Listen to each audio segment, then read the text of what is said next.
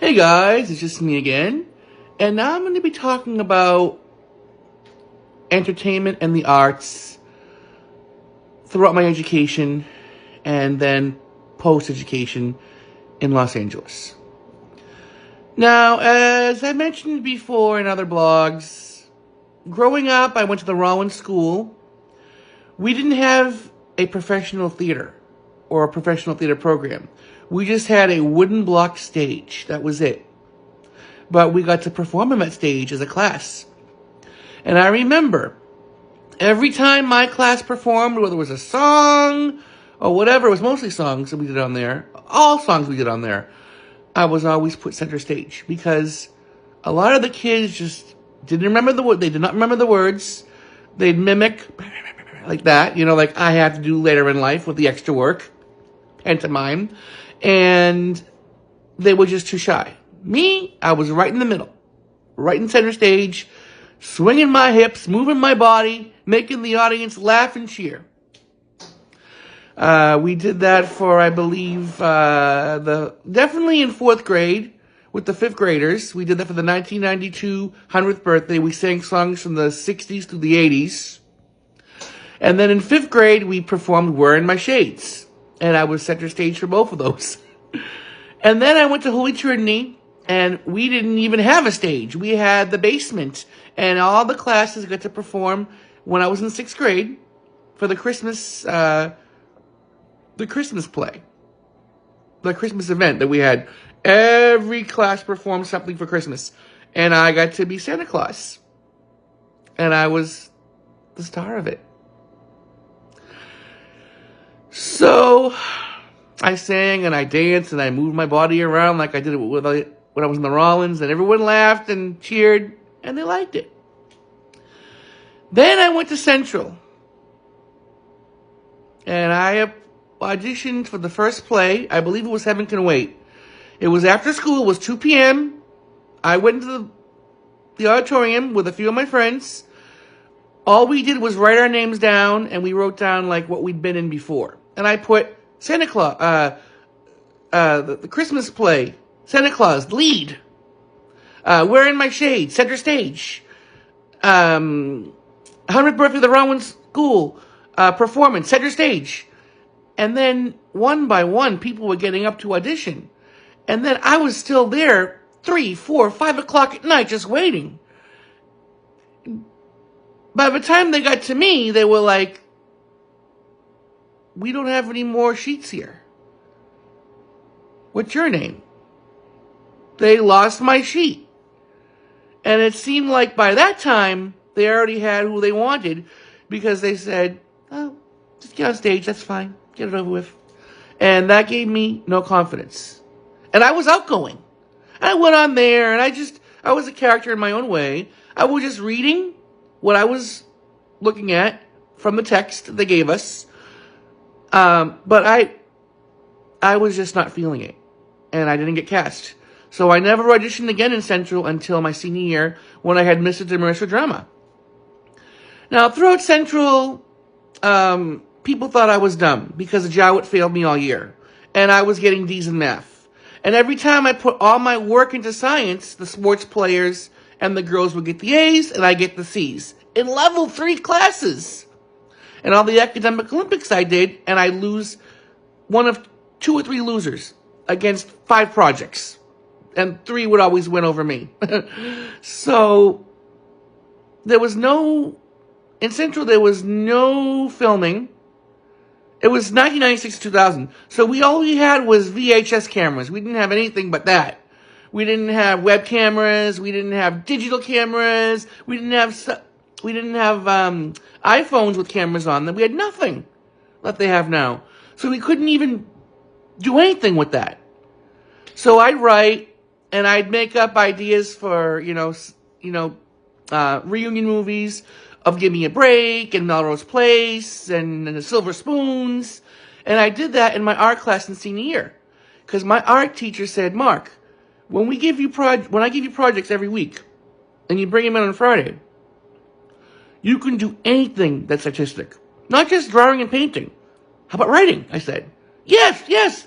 So I did that. And every Friday, I'd hand in a script, and I'd get on top of a table in art class, and I'd sing the theme song of Give Me a Break or Silver Spoons, and I'd pass in like a reunion movie sample script, or I'd write like a movie idea, and I'd make a song up about that movie. Like one of them was called Ship of Fools. It was a movie about like a whole bunch of passengers on a ship, and there's like, scandal and affairs going on. And I remember I was like, scandal and affair will proceed as we're sailing through a crystal clear sea. We will come back one fine day on a ship full of fools. It was something like that. And I remember I sang the song and everyone was like, yes, Senator Corey. And then I remember a couple of guys in my class, they told my teacher, they said, this guy is going to go to Hollywood someday. He has the ambition. He's always talking about wanting to move to LA someday. I've seen some of the stuff he's written. I see how he performs. He's not afraid to perform. He's going to go to Hollywood someday. And that was always my dream. I was like, I'd love to move out there. I'm not the smartest guy, but you don't need straight A's for film school. You don't even need to go to college. You just move out to LA, like a lot of people did after high school. And they did extra work. They got agents. They took classes. And they didn't even need college in one day. So my goal was to go from Northern Essex to Merrimack College for 4 years. And when I finished Merrimack, to go to a grad school that did screenwriting. So I got into Merrimack, and I tried out for the first, let's get back to Central. Senior year, like I said in one of my blogs, I had Mr. Demercer Drama. Great teacher. He gave us a hard test, though. And one girl in the class said it was bullshit. She didn't get expelled, but he was mad. He goes, go to the office. You're out of my class. Next day, she was back in again, just being her own typical prissy self. She was this blonde, I just want to say chick, from North Andover. She went to North Andover schools, I believe, before Central. And I remember we had art class together freshman year. And I was like, hey, want to go out sometime? And I was like, we can be kind of intimate together. And all I was thinking was kissing. But I was only joking with her. And she goes, Mark, you don't expect to go on a date and fuck her on the first date, do you? And I'm like, did I even say anything about sex? And then it was weird because I'd always poke fun of her sometimes, but in cute ways. She goes, I played baseball. I'm going to be great at this for Jim. And she got the bat and she just swung and missed. And I'm like, oh, streak red, strikeout. And I said her last name that had that sound to it. So let's just say her initials were JC, which they were. It's not Jesus Christ, JC. And she made all the plays, but she was never a lead. And when she made Joseph in senior year, like I said in another blog, she laughed at me when I was the first one to audition. I sang My Country 'Tis of Thee. I looked right out into the audience, My country 'tis of thee. And she's sitting there going like that, trying not to laugh. And I just kept at it and looked right at that skink. I'll call her skink. And she just kept laughing. And then she didn't like Mrs. Massey, the musical director. So she quit the play. And then she criticized me. I was lead Ishmaelite. All I had to do was walk across the scene like this. Oh, Mark, you had your back turned. I'm like, what? Are you kidding me? Oh, you sucked. And she became like the photographer for the photography part of the musical. For the cast photos or whatever it was. I don't know. So she even refused to take my photo. She goes, you take it. She had one of her friends take it, my photo. I was like, what a bitch.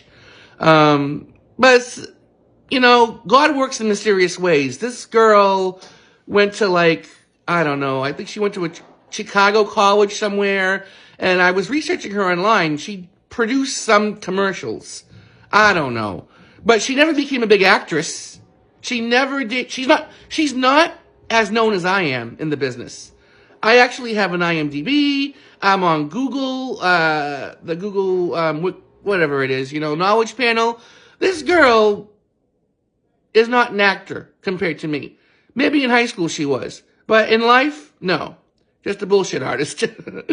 So, then, in senior year, we were writing scripts. And I remember everything they were telling me, oh, it's too much for the stage, for the screen, not the stage. I was having people smash things, break things, crystal glass hutches with, a broom breaking it, taking fits. And everyone just ganging up on me in the class. And everybody who wrote their scripts, my teacher chose I forget, 8 or 9 of them to perform. And mine wasn't one of them. Out of 4 or 5 of them, mine wasn't one of them. So I feel some of my stalking in life might be coming from that girl, or people that were maybe in my drama class senior year. But the only one I really didn't get along with was her. Okay, my ex-friend from my homeroom, Tim, he didn't like me as much because I was really weird, and I got on his case too much. He was also in my drama class, but I don't think he'd do something like that. All the stalking that went on post-Central. I don't think he would. Because I'd see him online, and I'd try to reconnect, and he'd be like, oh, don't talk to me, blah, blah, blah, blah. I'm like, whatever, So, but I feel bad for picking on him, because everyone picked on me, so I'm like, I'm picking on him, but this is just, nothing serious, just, harmless jokes. And I even told him, I'm only kidding, that. Just for laughs, that's all it is. You're like one of my best friends, I told him. But it just ended. All the friendships I had in Central just ended.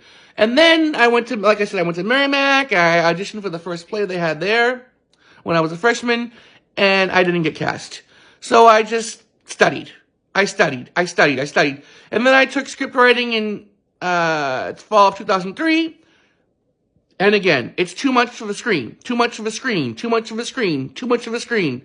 And my teacher, Professor Sills, oh, poor Mark, they're ganging up on him again. I'm like, hey, I want to move to LA. I want to write for television and film. It's not my fault. That's what I've always written. I don't write for the stage. So then I always had to tone it down. And we would revise my work and revise it, and I get it more for the stage. And then I finally applied to grad school in the fall of 2004. I applied to grad school. And I did that. I applied, and only UCLA interviewed me. But then by that time, the Sons of Sam Horn made it known that they were stalking me. And people from Central were stalking me. And there was nothing I can do about it. And that's how it all related. They would track everything I did on my phone, on my computer. They'd have people break into them, and they'd expose things. You're doing this. We know the girl you like, her last name, Tawny. They wouldn't say Tammy, but they said Tawny. My phone would ring at times, and I'm like, who the hell is calling? Hi, this is Tommy. And I'm like, I can't do anything about it. And I went to the police and everything. After I moved to LA, and I got into UCLA for the 1-year screenwriting program, they bashed that. Oh, you're not good enough for the MFA. Mommy and daddy's money. Anyone can get in for the professional. But in reality, when I got into the professional program, when I interviewed for the MFA, Richard Walter told me, he said, everybody who gets this interview is the best of the best. It can be impossible to get into that MFA. Only 25 slots out of the 50 people he invited to interview. But most of those 25 or whatever, 20 that they take every year, come from the professional program already. So only maybe a few of them who interviewed with me at the same time got in. And the majority came from that professional program from 2004 to 5. Or maybe 2 to 3 or whatever. Because they were already, the staff were familiar with them, unlike us. So, I moved to LA, I got into the UCLA program for screenwriting, I got my certificate, then I worked at CBS, and I was bashed by Sons of Sam Horn. They tried getting me fired several times. Then when I finally got out of there, they blamed it on me, that it was my fault. They sided with my ex-best friend who scammed and bribed and cheated and stole and had affairs. And I was wrong, he was right. And then all the way through, and then it was like, you did it the wrong way, he did it the right way. I wasn't raised to be bad. I was raised to be a good Catholic guy. And I got burned in the end because of it. So then Glee wanted me on the show. Brad Falchuk is in that Red Sox group. I couldn't do anything about it after when I found out. And then he used my last name as my characters. Everyone said I'd go back. And then he used lines that I said. He had John Stamos' character, Dr. Carl, say, loosen up and bang. That was one line I wrote in my live journal. And he had Quinn tell Puckerman, you're the biggest French hero of them all. Puckerman is Irish, not French. But he did it as a shout out to me, which was stupid. I didn't care about that. The hackers and stalkers probably were thinking it would cause me to go psycho. And in a way, I did have my moments in LA. I was upset. I was scared at times. But I never let it stop me. I took classes. I took acting classes. I let agents pass me by. I let casting directors pass me by. Lies, more lies, many more lies. And there goes the phone. It's going to ring like 5 times because they don't pick it up. It's going to keep ringing. They don't pick it up upstairs. I tell them not to. Right? It's going to ring again and again and again. They don't pick it up. So yeah, lies. Everything I'd say would be wrong. Everything my ex-best friend who went to Merrimack with me, who bribed, cheated, stole, everyone knows who he is. He was right, I was wrong. He should be in jail for what he's done. Me, if I even say anything about him or anything, I'm wrong, they're right. So then I kept doing the extra work. I couldn't get an agent. And then, you're too negative. Because everybody else got it by doing it. They got it. They went after it, they did it. They got it in a snap. God help them. Me, it was like I was cursed. I do all my lines right. I go to the casting workshops. Gwen Helier from General Hospital, I took her class. My ex-girlfriend at the time was schmoozing with her on set. Hey, Gwen, my friend Mark, she didn't say her boyfriend, my friend Mark took her class. Mark Sinakori. This is his photo. Oh, I met him. Great read. He's a great actor. But he creeped me out. Oh, of course, I'm a creepy guy. You know why I creeped her out? Because I had my backpack with me. So people like my ex-best friend and her, they can do whatever they want. They're going to get the lines. They're going to get the agents. And me, it's just be a poor bastard all my life. I was educated. I did everything the Catholic right way, but that's how it is. And then, so I was on all those shows. I got to be on Glee, Grey's Anatomy, Desperate Housewives, Men of a Certain Age, Apartment 23, Defenders, Criminal Minds, Numbers, Rules of Engagement. You could see me here and there. And all my hackers and stalkers and Sosh, you suck. You're nobody. You can't use it on a resume. You're a liar. You're a fraud. And what could I do about that? Nothing. I couldn't do anything. So then I got back into the studios. I was the page again, doing at Audience Unlimited. That company had been around since like 1982, and they were working on shows such as Give Me a Break, Different Strokes, Facts of Life, Who's the Boss, Golden Girls, Mr. Belvedere, Full House, and like Roseanne, Home Improvement, Family Matters, Step by Step, Boy Meets World. And then when I got there, I was working on like Mike and Molly, Mom, Two Broke Girls, The Ranch, Fuller House, One Day at a Time, Raven's Home, Girl Meets World, The Connors, the American Music Awards, America's Funniest Videos. And those were just some of the shows I worked on. And it got too expensive to stay out there. And while I was out there, I got to be in some independent films, some short films, maybe about 5, 6, 7 different things as non-union. And then when I joined the union, I couldn't even do that anymore. I couldn't even get union auditions. Nothing would happen. And I made my first short film, Womanizer, and I stopped. I said, I couldn't even have my team help me get it out. I had to do everything alone. People took advantage of it. I don't want to spend so much money on something that's not going to go anywhere. Even if it just got into a film festival, that would be fine. Even if it got nominated and didn't win anything, fine. But it didn't even get into a film festival. I only was able to send it to one. And the stupid editor of mine made the film grainy. He didn't do a good job. My filmmaker, my director of photography, had to edit it for me, that part. And my singing part got cut out. Well, I was like, whatever, that's fine. So I haven't done any filming since then. Then I moved home in 2019, and I have a lot of ideas that I want to film that I know that those bashers and stalkers and hackers are going to try stopping me with. Oh, he thinks he's going to make it big. The most I expect is that these films get into film festivals, like every other schmuck has that I know. They've gotten in them, they've gotten nominated, they've won awards. And they have these craptastic 10-minute crap things that don't even tell stories like mine did. Womanizer was actually a story. It was like an ensemble. Several storylines in one, and then with cliffhanger. I could have had multiple cliffhangers if I wanted to. They didn't want that. They wanted me to film more, and then it didn't even get shown. You just don't put that in the scenes. I don't put it in the final product. Well, whatever. So, but you guys have seen my screenplay on it. I've given it online. I posted it online how I wanted it originally, without things changed around, and how I wanted the cliffhangers to be. So, my ideas since I've moved home, 6 years it's been, I've been trying to lose weight.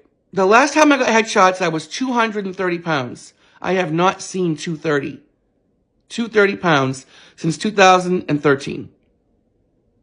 I got close to it. The closest I got to it was 2021. And I didn't even get headshots done then. And I need to lose at least 240. If I'm at that weight, I will get them done. Then what's going to happen when I send them out? What's Boston going to say? Nothing. I have to do it all on my own. I would rather make my own films and send them out and make my stuff union and put myself in them. And that's what I'm going to have to do.